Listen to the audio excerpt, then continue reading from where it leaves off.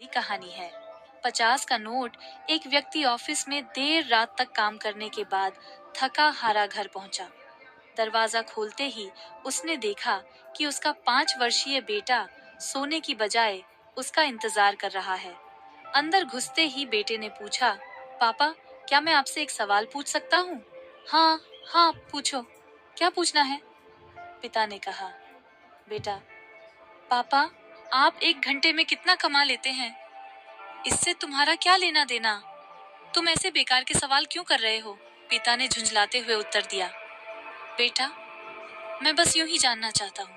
कृपया बताइए कि आप 1 घंटे में कितना कमाते हैं। पिता ने गुस्से से उसकी तरफ देखते हुए कहा। 100 रुपए। अच्छा, बेटे ने मासूमियत से सर झुकाते हुए कहा। पापा, क्या आप मुझे 50 रुपए उधार दे सकते हैं? इतना सुनते ही वह व्यक्ति आग बबूला हो उठा। तो तुम इसीलिए ये फालतू का सवाल कर रहे थे, ताकि मुझसे पैसे लेकर तुम कोई बेकार का खिलौना या उटपटांग चीज खरीद सको। चुपचाप अपने कमरे में जाओ और सो जाओ। सोचो, तुम कितने सेल्फिश हो। मैं दिन रात मेहनत करके पैसे कमाता हूँ और तुम उसे बेकार की चीजों में बर्बाद करना चाहते हो। यह सुन बेटे की आंखों में आंसू आ गए और वह अपने कमरे में चला गया। व्यक्ति अभी भी गुस्से में था और सोच रहा था कि आखिर उसके बेटे की ऐसा करने की हिम्मत कैसे हुई। पर 1 आध घंटा बीतने के बाद वह थोड़ा शांत हुआ और सोचने लगा कि हो सकता है कि उसके बेटे ने सच में किसी जरूरी काम के लिए पैसे मांगे हों, क्योंकि आज से पहले उसने कभी इस तरह से पैसे नहीं मांगे थे। फिर वह उठकर बेटे के कमरे में गया और बोला, क्या तुम सो रहे हो? नहीं, जवाब आया।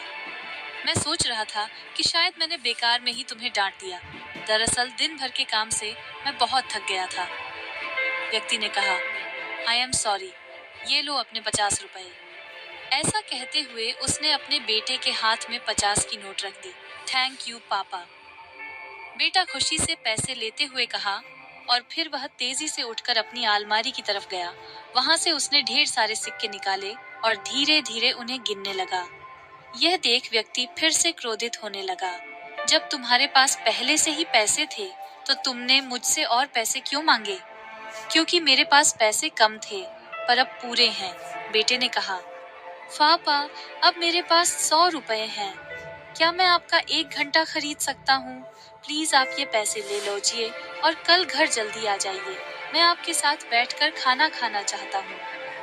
दोस्तों, इस तेज रफ्तार जीवन में हम कई बार खुद को इतना बिजी कर लेते हैं कि उन लोगों के लिए ही समय नहीं निकाल पाते जो हमारे जीवन में सबसे ज्यादा इम्पोर्टेंस रखते हैं। इसलिए हमें ध्यान रखना होगा कि इस आपाधापी में भी हम अपने माँ बाप, जीवन साथी, बच्चों और अभिन्न मित्रों के लिए समय निकालें, वरना एक दिन हमें भी एहसास होगा कि हमने छोटी मोटी चीजें पाने के लिए कुछ बहुत बड़ा